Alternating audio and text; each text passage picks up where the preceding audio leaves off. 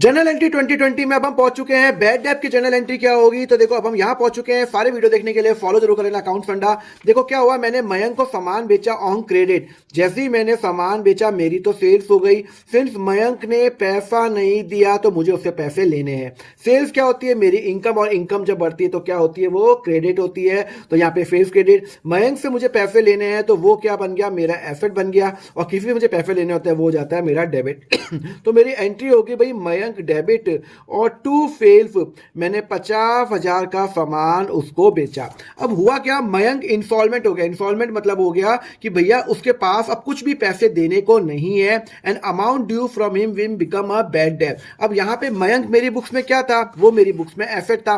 अब मेरे को वहां से मयंक से कुछ नहीं आना, कुछ नहीं आना। तो मयंक पहली मेरी बुक में एसेट था, अब उस एसेट की वैल्यू जीरो हो गई। तो यहाँ पे वो डिक्रीज हो गया तो क्रेडिट। वो डिक्रीज क्यों हुआ, बिकॉज मेरा बैड डेप हो गया। तो क्या हो गया, मेरा बैड डेप हो गया, जिसको मैं खर्चे में लेके जाऊंगा तो वो हो जाएगा मेरा डेबिट। तो मेरी एंट्री क्या होगी भाई, मेरा बैड डेप हो गया। कितने का बैड डेप हो गया, 50,000 मुझे मयंक से लेने थे, अब वो नहीं आएंगे, वो इंस्टॉलमेंट हो गया, मतलब कुछ भी पैसे नहीं आएंगे। तो यहाँ पे मेरा बैड डेप हो गया, वो मेरा खर्चा। खर्चा मेरा क्या होता है, हमेशा डेबिट होता है। और मयंक क्या मेरा डेटर था, तो अब वो मुझे पैसे नहीं आएंगे तो मेरा एसेट मेरा कम हो गया, तो वो क्या हो जाएगा, क्रेडिट हो जाएगा।